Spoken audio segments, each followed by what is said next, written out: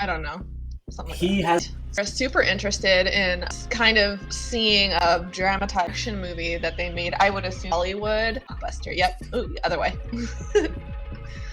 There you go. Like a country I think they even western? remade it in like more too. I don't know how accurate it is to his life. He was committing crimes because even as he was very old, like that con men do, because like there's no victims. It's and he threw. Which is Like, Well, it's and what are you gonna do? Soldier What do you- Boy did on Twitch. But I'm glad we started out with that one. She was sentenced to life in prison after kidnapping a millionaire for show notes. Is it gonna be streaming everywhere? Don't murder me, please. Don't murder me. So now,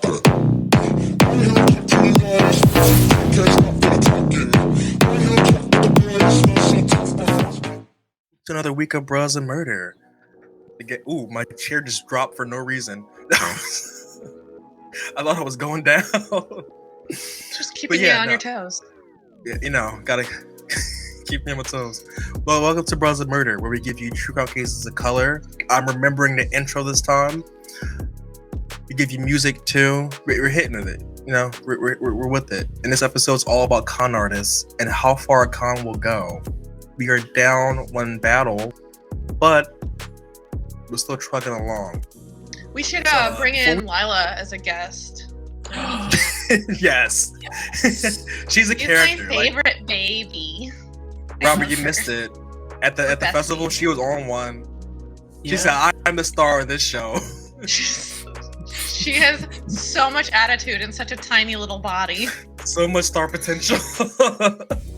She's the main character. We're living in her world, honestly. Yes. Well, what is a con artist? A con artist is a person that tricks or cheats people into persuading them to believe something that isn't true. In these cases, we're going to present you. You know, your mileage may vary as a con artist. You may become an infamous person who gets a statue decorated in their honor in a movie, or you may go to prison with your son. So, yeah, no, mileage may vary.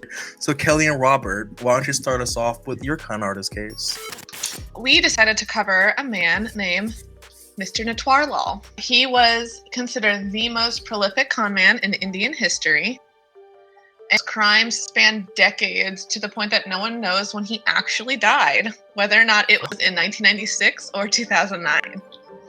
And that's a pretty big gap. Like, to not be sure if someone's alive for like over, 7 years? No, it's 14. 14. I think. I can math. But Maybe? so I don't know. Something like he has this like persona that's attached to him being, Mr. Natwarlal. Like, he is known throughout India, and like his name is now kind of associated with being able to like scam people and get away from the cops. So he's that bitch. He is that bitch. Like some people compare his name to like Houdini and how Houdini is used in the West. But Yeah, like you're a real specifically Houdini. in India. Yeah. You're a real Mr. Natwarlal. Yeah. I like that Well, better than and Houdini. What's kind of funny about his name and that nickname is that is not his name at all. He was involved with one job where a guy was actually named Natwarlal, and they got caught, and they just, for whatever reason, incorrectly attributed that man's name to him. And he's like, okay, well, I'm just rolling with it. And that was like his career Stuck forever. moniker. Yeah. And we're super interested in kind of seeing a dramatized version of his life. There's an action movie that they made, I would assume Hollywood, in 1979 called Mr. Natwarlal, and it was considered like a huge blockbuster. Yep. Ooh, the other way. There you go. I mean, the it looks rad though. Mm-hmm. Like a country I think they even western. remade it in like more. They remade a newer one too. I don't know how accurate it is to his life, obviously. Probably. I mean, as much information as there was on him, and how much he like lied about stuff. Yeah, true. But kind of as we mentioned, his name is not actually Natwarlal. He was born Mithilesh Kumar Srivastava, and he was born in 1912. So kind of thinking of the timeline we're looking at from 1912 to potentially the 2000s, he was committing crimes. Because even as he was very old, he was still like committing crimes and scams and breaking out of prison. Material girl. Yeah, he was about it. It was his entire life. So his thieving began when he was pretty young. It doesn't say exact, but it started when he had a neighbor ask him to deposit checks at the bank for him. And this is how he discovered that he could use signatures. And he ended up stealing 1,000 rupees from his neighbor's bank account. It's very much like a superhero, supervillain moment that he just found out like, oh, I can just do this. I can just pretend to be you, sure. He sounds like an anti-hero. Yeah, he just found out he's good at forging signatures. So his criminal history officially began when he was caught stealing, or when he was first on the police radar, essentially. When he was caught stealing 9 tons of iron with forged documents. So he went to like a shipyard basically, and he had a bunch of forged paperwork that just said, yep, all of that metal, it belongs to me now, and I am gonna sell it. So it's not like he like just threw it on his back in a big sack and like ran away. Dragged it off, yeah. Well, he's a strong. He showed up to a shipping area and he's like, no, that's mine. Little black mask around his eye. Yeah. What is it? Like a hamburglar. Oh, our reference is really different. So, you know, different journeys, same destination. Those are the kind of crimes that I like that con men do, because like there's no victims. It's just like, oh yeah, you stole a bunch of iron from some company, whatever. I don't really care about that. So he also, in that same kind of time period when he was at the very start of his career figuring out what he was going to be doing, he also criminal niche, if you will. Yeah, he also had a stint where cornering the market. Would drug sex workers and then rob them. Which, not so cash money. While we were going through the crimes that he had committed, like this is definitely the most violent crime. And it sucks because so much about his character and stuff, when you're reading about it, you're like, oh, this is kind of fun and interesting. And then you're like, oh yeah, but when you were younger, you like took advantage of like a very marginalized group. Yeah, who already they probably don't have a lot of money to to begin with. Anyway. No, I couldn't find any information on anyone being actual hurt or murdered or anything like that. It seems to be just they were drugged, he robbed them and ran away. Yeah. He did, however, determine that that was too dangerous because you have, you know, enforcers and all these people that are associated with sex work. He pulled a Cardi B, if you might say. Kind of a reverse Cardi B. Yeah. Gender swap Cardi B. But yeah, so that was kind of his last brush with violent crime. But he did eventually go using forgery to steal from like large banks and businesses. He would pose as a wealthy businessman himself, and then he lived pretty lavishly off of his gains and supposedly redistributed some of the wealth back to the people in the village where he grew up. So to this day, he's loved by them and seen as Robin Hood. I saw an interview where they were talking to one of the people from his lifetime in his neighborhood. He's like, yeah, one time he just rolled up in a car and he brought in a bunch of chefs and he just like put on a little festival. Basically, he's like, he had money to all of the poor people in town and he threw a big party that everyone was invited to. And so they love him. They're like, yeah, this dude is super cool. He's from our hometown. He doesn't hurt anybody except for the sex workers. That's something that just kind of keeps getting left out of the story. Yeah. I talk to people, but so they put up a statue to him because they're like, yeah, Natwarlal, he's like the Robin Hood or the Houdini, and he's from our hometown. So that it's kind of weird to see that, you know, compared to other con men that we've covered, where they're like their family and their hometown are so embarrassed and they hate this person because they're evil. And they just rob and steal and murder. These people are pretty down with Natwarlal, and they have a statue to him in his hometown. Not many criminals get a statue. Over the almost 50 years he was active, he scammed thousands of rupees. So like, and it's also called like, they're called like lakhs. So like LAKH, but that's like 100,000 rupees. I think they said like one scam was like 5 lakhs, which is like 500,000. Rupees. I don't really know what version is on that, but that seems like a lot of money. I don't know. Yeah.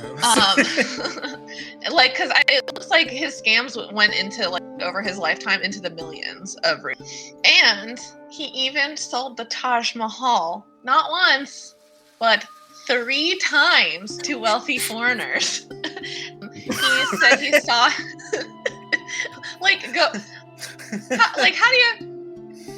does that work? I don't know. Bitch did it thrice. He saw himself as taking back from the capitalists. And no one knows for sure the full extent of his history, because he was one of those people that, like, told all of these tales, so he's obfuscated a lot of the truth. I mean, the fact that people don't even know when he actually fucking died, like, it's just wild. Yeah, there was a couple of, like, Indian national treasures or, like, buildings that he sold to foreign people. Like the state building he tried to sell, or successfully sold. And if you ever have a man just come up to you and be like, yeah, hey, I own the Taj Mahal and I'll sell it to you, and the Indian government's not involved in any way, it's a scam. Obviously, it's a scam. You should question things. Well, yeah. The crazy thing, real quick, that like you said, like, those seem owned by the government. Because, like, while I was researching this, like, he sold the Taj Mahal. There's a guy in Paris who sold the fucking war. Like, how are people buying these national monuments? How do you have that much money and you're that stupid? But how do you have the balls to sell the Eiffel Tower? They don't call it confidence man for nothing. But so we kind of talked about how he is very famous throughout India. He has his movie and his hometown loves him and all that stuff. But so him being so famous, you would think, well, that's going to make it really hard to commit crime. But in Natwarlal's case, it actually made it very easy because people started claiming to be him. So you just had this, like, sea of criminals who are all like, no, I'm the real Natwarlal. So he could kind of just, like, disappear into the sea of people. Like, everyone was trying to, like, claim this name, and then suddenly, you know, you're kind of anonymous with how famous that you've become. Imagine people trying to take credit for your control for them. That's you're like, oh, sure, yeah. Crazy, you get picked up and you say you're me. You can be Dirty Dan, it's fine. Yeah. But he also, like, not only was he, like, I guess, adept scam artist, and yes, at the same time, because he did get thrown in prison a lot, but also escaped a lot. So once he was able to bribe a jailer to sneak him a security uniform with the promise of hundreds of thousands of rupees, only for the after everything was said and done and Natwarlal had escaped, Natwarlal had gotten a suitcase of money and given it to the guy. But after he left, the jailer opened up the suitcase and only the very top layer had bills in it, and everything else paper. Got his ass. Yeah. Just put $5 on top, newspaper the rest. Like, what are you gonna do? Soulja Boy did on Twitch. Going to the police about it? Sure. It was like when Soulja Boy got caught out on Twitch for having a stack of money, and it was like, bro, we can see that's paper. Are those ones? Going to the strip club? Yeah. So, like, other con men, obviously he relied on, like, corruption and the greed of the people around him for any of this to work. Like, you have to be able to, like, identify the person who's, like, greedy and stupid enough to think they can buy the Taj Mahal. And even he did the same thing when it came to, you know, escaping prison, determining who he's going to scam. As long as there's someone who's stupid or greedy enough, you can get away with it. Like, some of these things sound really silly, like, oh yeah, he sold the Taj Mahal, or he stole 9 tons of iron with paper. He just walked up with the right paperwork. It's greed at the end of the day. Yeah, it's just like taking advantage of people's greed. And he has a quote, I don't actually have it, where he talks about, like, as long as there's a dirty cop, I'll never stay in prison. Because you can just bribe them. And they're just people. And I wonder how true that is, like, everywhere. Everywhere. So, like, we still don't know if he's dead or not, right? No, at this point, we know he's dead at this point. Okay. Because I think born in he'll be over 1912. Yeah, but he has 100 to. years old. yeah. So wait, what was the movie called about? Mr. Mr. Natwarlal. Natwarlal. Oh, that's just that. Okay, that's just the title. Okay, I thought that was just like Yeah, it's just starring his Mr. name. Natwarlal. His fake name. Fake name. It's also a musical because it's a Bollywood film. I haven't heard any of That's the why music, I love but Bollywood. Yeah, I danced to it. After one of his major thefts, he was sentenced to 112 years in prison, but only ended up serving about 20 years of it because of how often he was able to escape. At one point, he even escaped. Yeah. Yeah. I don't know, but also we don't know how different their prisons are from ours. Yeah. Do they get good behavior? I don't know. At one point, he even escaped in 1996 at the age of 84, to which he was never publicly seen again. They even said, I think at that point, he was like in a wheelchair and he was still able to escape, Stop. which, like, go figure. It's hard not to like want to root for this guy. yeah. Well, like, there's also like, that's another one of those things where, like, who knows how true that is, like, but because it makes the story, yeah. it definitely makes the story better. But like, there's so many different stories surrounding him. But yeah, his brother claimed around that time that he had died and that the family had cremated him. How convenient. Sorry, no body. We burned him. Yep. Yeah, nothing left. But in 2009, he had a Who's lawyer that over there in a going- wheelchair? Nobody. Yeah. Don't worry about it. It's just an urn in a wheelchair. Like a blanket over top of it. Yeah, exactly. But in 2009, his lawyer was going through like his estates and all of his like stuff, and had said that he had only actually died that year. So he could have died in 1996, or he could have died in 2009. We don't know for sure. Who knows? Maybe the family was running a scam at 2009, like in his honor. Like he'd already been dead, and they're like, "Well, let's just One say last he con. just died now. Yeah. And split up his estate." Or, yeah, I love the image of this like magical con man who at 84 just was wheeling out of a prison. Handing You'll out fake never dollars to catch people. me. Yeah. And like one other really cool thing about this case is all the people that are like interviewing, like the people who knew him when he was a child and like his hometown, those people. There's no like worshiping his intellect and being like, he was a genius, he was a mastermind who could trick anyone to do anything.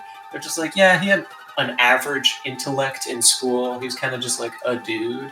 He was that's something nice. that's, yeah, it's just like so silly that we like attach to con men that like you must be brilliant to be able to do all of this shit. It's like, no, you have Or to be serial charismatic killers. and confident. Yeah, exactly. They're not geniuses. They're not, magic.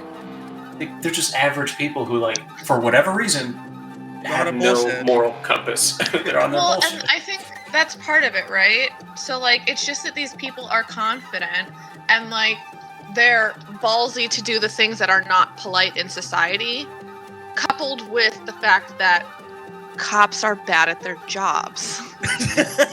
Like, And so many people can just be bought. mhm. Yeah. A couple rupees, man, they'll get you going. Again, greed will get your ass at the end of the day. Yeah. Yeah, Like, if I you're was- making $1 million rupees on a deal, just cut off a couple 100,000 for the cop that catches you, and suddenly you get to keep 700,000 rupees that's still a lot of rupees. for no work. And also, you know what? I've lost what I was gonna say. Never mind. Yeah. Well, it really makes me upset that early in his career he did actually hurt people, Yeah. drugging sex workers and robbing them. That Yeah. like there's no defense of that. That is truly a horrible crime. But there's other stuff where he's just like robbing companies of like iron and shit. Especially in 1912, like that was, if we're being real, it's probably connected to the British Crown. Rob the British Crown. Do it. That's true. Yeah. Steal it back. But yeah, that is the case of Mr. Natwarlal. That was a solid one. fun. Again, he sounds like There's all a these twists Batman and villain. turns. Yeah, it feels like early Batman villain. Yeah, like the Adam West shit. Yeah. But I'm glad we started out with that one because mine is not jovial. Yeah, this one was fun. Taking a hard left turn. Yeah, we're taking a hard turn, but at the center of it, greed still is coming through. Now, my case is about Willa Blanc, who was the definition of a predator. She was cunning, she was ruthless, and she really didn't give a shit. And then when she targeted her prey, who was just an isolated old man, she decided to bleed him dry, burn his body, and then go on a shopping spree. Wow. Yeah.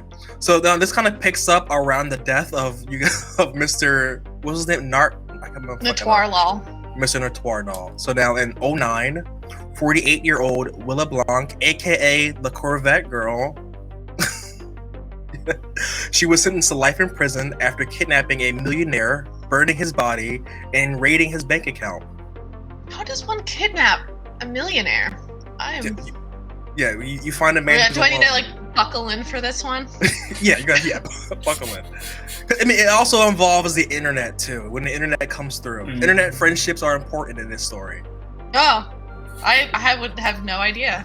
Don't murder me, please don't murder me. So now, 73-year-old Walter Satori was a retired and accomplished scientist who also was suffering from paranoid schizophrenia. So his disorder made it hard for him to trust people, so he would self-isolate himself, causing him to have no real friends or family in his life. However, he did have an internet family who were the first people to raise the red flag when he went missing. So his mental illness heavily influenced his life, and he was constantly afraid and in fear of people. He believed that, among other things, that the CIA was spying on him. He also reportedly spent a lot of time in his home just playing with computers and playing with the stocks, which garnered him a huge fortune of $19 million. He was also sounds like he would be right at home in our communities. Yeah, that's what I'm saying. Yeah. Because he was called, his friends online said that he was like a genius who was great at computers and great at playing the stocks, and that's how he made $19 million just playing the stocks. He spent all his time inside just fucking around. I mean, good for you. Like that's a lot of money to just sit on. He spent a lot of his time too on internet forums for people who also suffer from the same mental illness, and that's where he found like his core group of friends and family. Despite his anxieties, he did form several close bonds with people on the internet and would actually go out and visit them sometimes. One woman in particular, her and her husband, they became very close. He would spend a lot of time like flying out to go see them and just like being buddies with people who had the same issues that he's had. He started to make a conscious effort into being more social in his later years, and that's when Willa came into his life and took advantage of that. So now Ann Carter is the internet friend who contacted the police in February of 2009 after she wasn't like getting any feedback from him. She would call him, no one would answer. She would email him, nothing, no messages. He was just gone. He forwarded any like emails he got to this woman named Willa. So that was suspicious to her too, of why emails are getting forwarded to this other woman.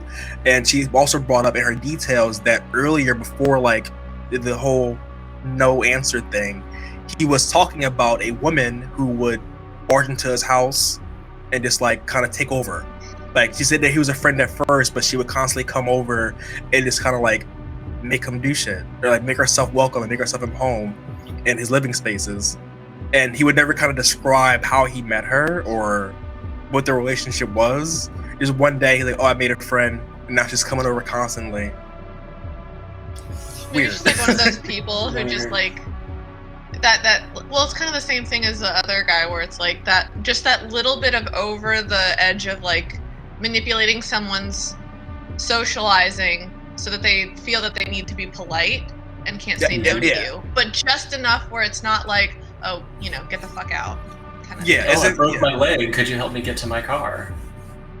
Yeah, and her guise was like she was helping him, but it's like she was clearly just overstepping just to like see how far she can go with this, and she went pretty far.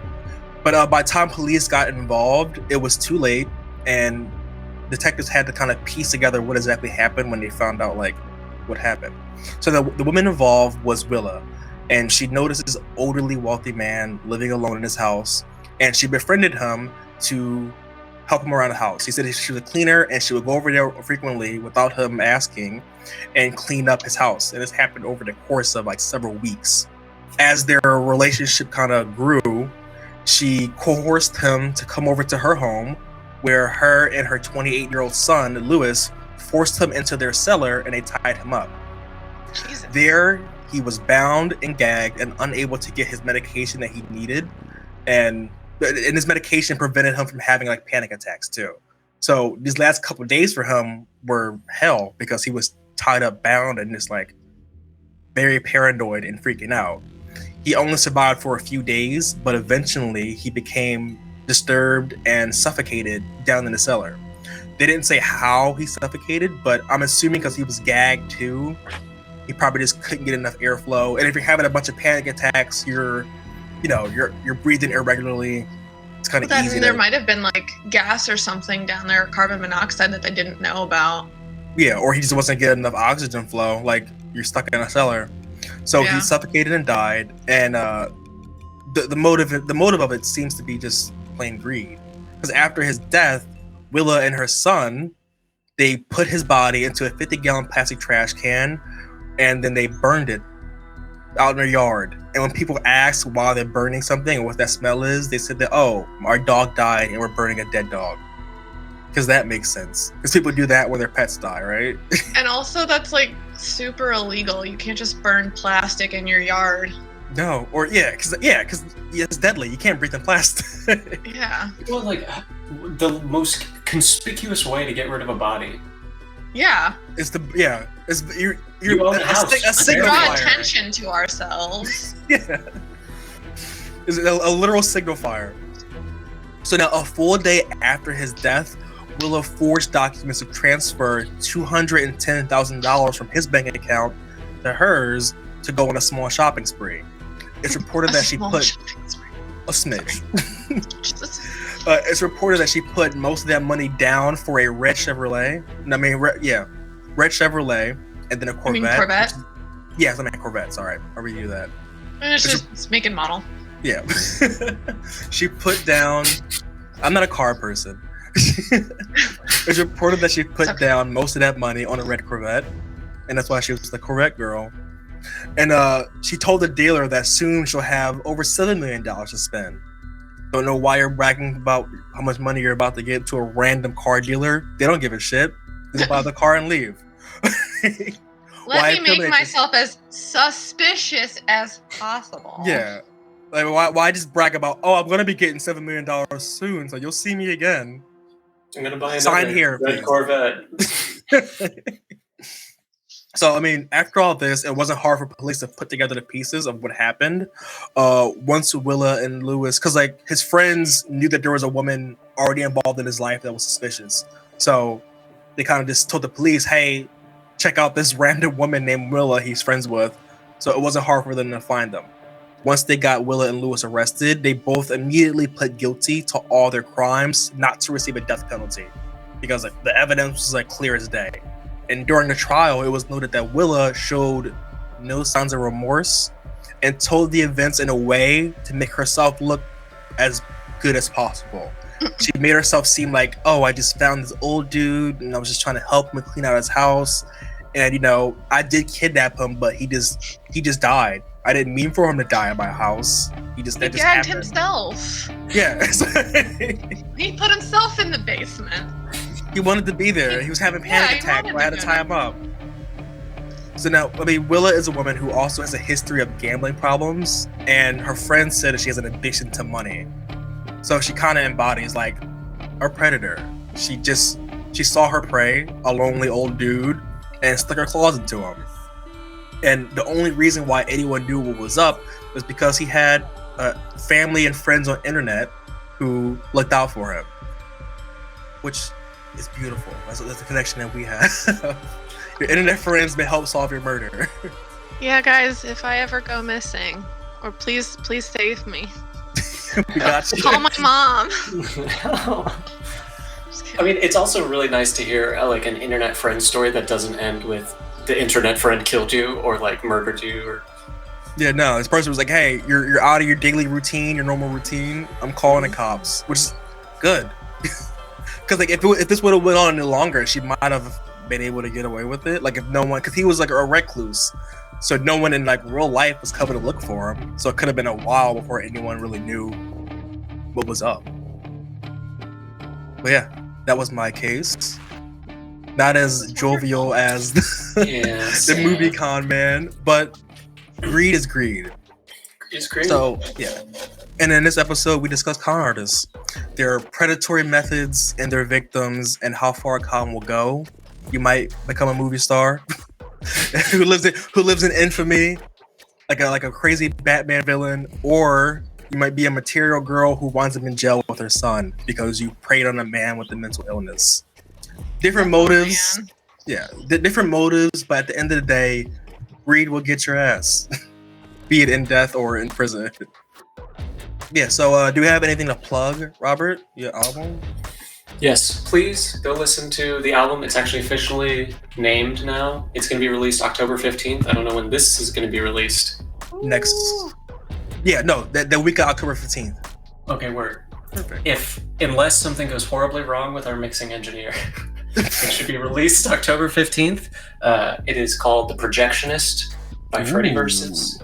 Please stream it. It is spooky season. We are in October, and this is ooky spooky music for sexy little rock and roll people. Yes. So if that's how you identify, please go listen to our album, our little freshman album. It's the very first one. We'll link it in the show notes. Is it going to be streaming everywhere? Mm-hmm. Yep. It'll be Sweet, I'll listen to it. It'll even be on Tidal. Unpack my apartment. You said Tidal? Okay, go ahead. It'll be on Tidal. Yeah, we'll put that in the show notes. But make sure you also stick around for the music. We want to thank you from the bottom of our hearts for listening. We hope you enjoyed the new episode. And if you did, leave us a review on Apple, Spotify, or wherever you hear our podcast. Share the episode with a friend or an enemy. And make sure to check out our Patreon for early ad-free access and extra content. Stay tuned for the next episode and the music. We love you. Kisses from the homies.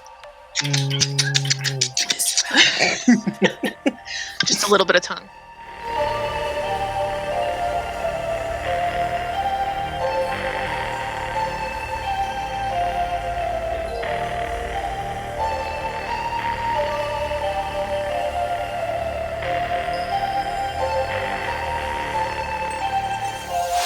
We now have breaking news.